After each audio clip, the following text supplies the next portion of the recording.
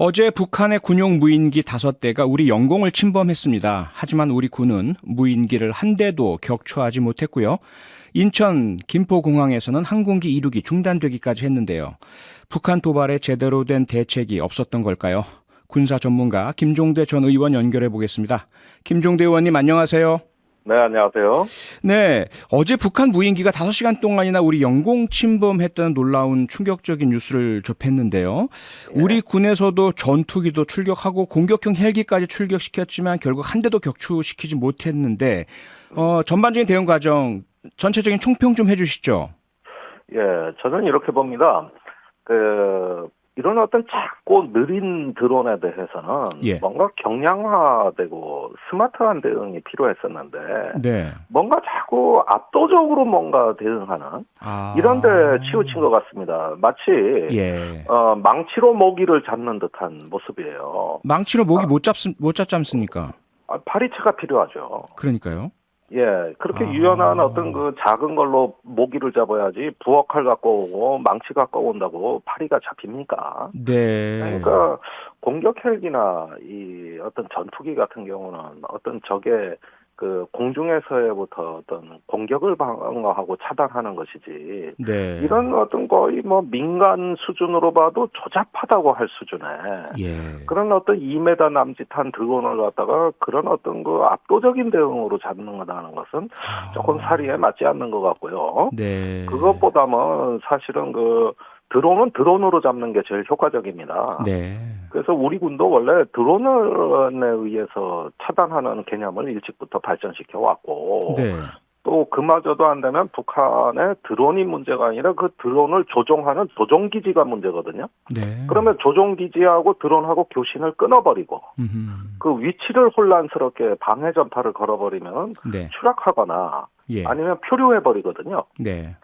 예, 이렇게 해가지고 어떤 그 납포를 유도하는 방식도 있고 여러 가지 그 좀 스마트한 대응이 있을 수 있는데 네. 아니 무슨 뭐 전투기다 공격 헬기다 뭐 이런 어떤 뭐 큰 중후장대한 자산이 날아간다고 오히려 그 작은 자산은 예. 더 잡기가 어려운 어떤 형국이라고 보여지고요. 네. 이제는 대응 개념을 이거 확 뜯어고치지 않으면 안 될 겁니다. 네. 망치와 모기 비유를 주셨는데 느리고 조잡한 그리고 작은 북한의 무인기에 대해서 망치 같은 전투기, 헬기 등이 동원된 것도 문제긴 하지만요. 더 문제는 그 망치 중에 하나인 전투기가 오히려 추락해서 우리 전력에 큰 손실이 났고요. 예. 그와 관련해서 군 관계자의 그 말은요. 이게 전시 상황이었다면 얼마든지 뭐 대공포든 뭐든 쏴서 격추시켰겠지만 민간 피해 때문에 그렇게 대응 못했다라는 부분은 어떻게 보십니까? 그러니까 바로 그 부분이죠. 예. 그 기관총 뭐 미사일 다 있지만은 그 쓸 수 없는 무기였다는 얘기거든요. 네. 근데 사실은 그것도 이제 어느 정도 초기 대응에서 실패한 그 다음의 얘기지. 예. 원래 드론이 넘어오면은 전방에 있는 벌컨포라든가 예. 또는 그 비호라는 무기 체계가 있습니다. 네. 30mm 기관포를 탑재한 장갑차가 있거든요. 네. 예, 이런 무기들로 대응을 하게 돼 있어요. 그런데 2단계를 건너뛴 것이죠. 그 다음에 네. 이미 우리 민가가 있는 지역까지 비행해서 우리 후방 깊숙이 들어왔을 때, 그때야 어떻게 사격을 합니까? 그 전에 했어야 된다 말씀이죠? 그렇죠. 네. 그래서 우리 군이 2014년 이후로 이 드론에 대해서는 어느 정도 방어 교리라든가 여러 가지 어떤 방어 개념들을 발전시켜왔고, 제가 기억하기로는 박근혜 대통령 때인 2014년, 2015년에 네. 육군교육사령부와 예. 방공포사령부에서 기존에 있는 자산하고 신형 레이더를 도입해가지고 이걸 방어하겠다는 어떤 개념을 다 만든 걸로 기억을 하고 있고요. 네. 또 제가 국회의원 하던 2016년 이후에도 네. 육군에 가면 드론봇 그 부대가 창설돼서 시범도 국회의원들한테 많이 보여줬고, 예. 그러면서 오히려 네. 북한의 조잡한 드론은 문제조차 되지 않았어요. 우리의 압도적인 드론 전력의 보강으로 네. 넘어오면 우리 드론이 가서 그 차단해버리면 그만이니까. 그래서 이런 부분들도 육군에서 많이 홍보를 했던 사안인데, 네. 근데 이번에 어제 경우에 보니까 이상하게 어떤 것도 가동이 안 돼요. 감쪽같이 없어진 네. 거 아닌가 싶을 정도로, 네. 그럴 정도로 이해가 안 되는 상황이 펼쳐졌습니다. 아니, 지금 의원님 말씀은요, 오늘 윤석열 대통령 말씀과 상충하는데요. 왜냐하면 윤석열 대통령이 오늘 2017년 이후에 들어온 대응 훈련이 전무해서, 즉 전 정권, 네, 문재인 정권 탓이다란 말씀을 하셨는데요. 지금 네. 의원님 말씀은 오히려 그전에는 드론 부대 창설해서 시범도 하고 대비가 다 돼 있었단 말씀 아니십니까? 어떤 말이 맞는 거죠? 아니, 뭐, 다 대비가 됐다고는 할 수 없지만은 예, 대비의 필요성을 절감하고 예. 상당한 대책을 수립하는 걸 제가 봤다. 아, 예, 네. 이런 정도인데 그 후에는 어떻게 됐는지 모르죠. 그건 모른다. 그러나, 예. 예, 그 윤석열 대통령이 일단 다짜고짜 뭐, 지난 5년간 훈련 한 번 안 했다고 얘기를 하는데, 예. 저는 그 문제는 윤 대통령이 뭘 좀 제대로 알아보시고 다시 좀 판단하셔야 될 것 같다. 네. 우리가 그 2018년 평창 올림픽 동계올림픽 때도 네. 경찰하고 군이 최우선적으로 대비한 게 대드론 작전입니다. 아, 예. 예, 그래서 이미 경찰하고 합동으로 군이 훈련도 했고요. 네. 또 이런 어떤 대테러 대응 훈련도 했고, 예. 그 다음에 설령 그 지금 군이 드론만을 대상으로 한 어떤 훈련을 어떤 대규모로 하지 않았다 하더라도 네. 군에서는 이미 그 동안에 발표된 어떤 개념이나 논문들을 봐도 나름 그래도 뭔가 전략가들이 고민을 하고 이런 부분에 대해 가지고 역량을 축적해 왔다는 거는 이건 네. 뭐 제가 알기에는 분명한 사실이거든요. 네. 그런 부분을 좀 평가를 하시라. 아하. 근데 어제는 오히려 대통령의 문제였다. 네. 어제는요. 그렇습니다.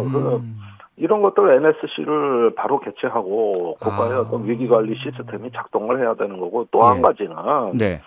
군만으로는 대응이 잘 안 됩니다. 군과 경찰 네. 또 이제 국토부에서 항공관제도 하지 않습니까? 예. 이렇게 어떤 민간군이 합동으로 대응할 수 있는 시스템을 조금 더 발전시켜서 이후에 군뿐만이 아니라 하나의 통합방위 차원에서 예. 이런 문제를 앞으로는 다뤄야 된다. 뭐 이런 어떤 정책적인 방향 제시 정도는 있었어야 되는데 아하. 그저 군이 훈련 안에서 생긴 일이다. 이렇게 얘기를 해버리면 네.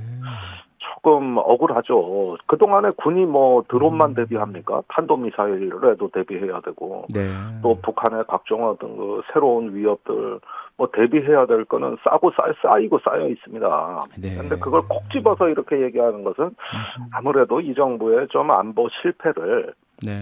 조금 뭔가 호도하기 위한 의도가 없는가 의심하게 되고요. 예. 우선 대통령이나 국방장관이 사과를 했어야 됩니다. 아하. 어제 사태는 네. 우리의 대비태세의 결함을 100일하에 북한에 다 보여준 사건입니다. 네. 우리가 이렇게 뭔가 날려보내니까 되는구나. 네. 남조선이 허둥거리는구나.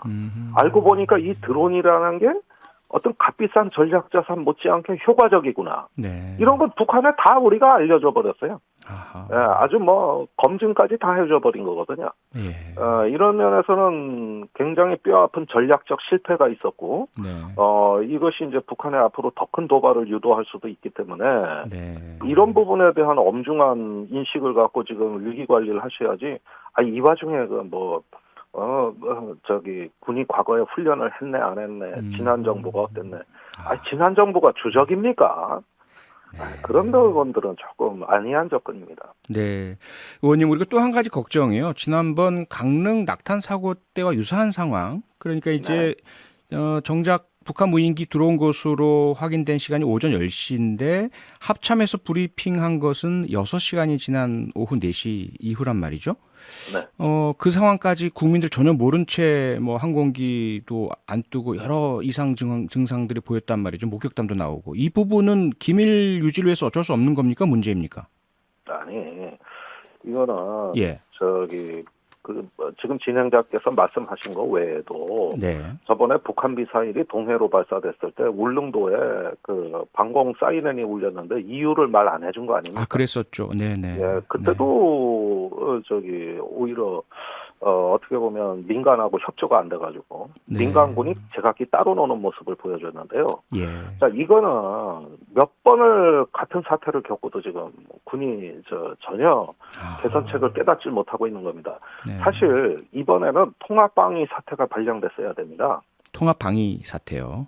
예, 진돗개 네. 하나 둘 하는 사태인데 네. 그건 뭐냐면은 드론이나 이런 어떤 그 비정규적인 전 상황에서는 군만 대비할 수 없고 지자체하고 민간이 같이 대응을 하는 개념이기 때문에 네. 이것은 상호 간의 정보 공유, 그다음에 시스템의 인터페이스가 보장이 되고 예. 그다음에 그 신고 체계가 같이 움직여줘야 되거든요. 아, 그런데 군이 네. 독주하면서 본인들이 편리한 시기에 그 필요한 정보만 제공을 하다 보니까 나머지는 손 놓고 있는 것이죠. 아, 이건 통합방위가 구현이 안 됐다. 네.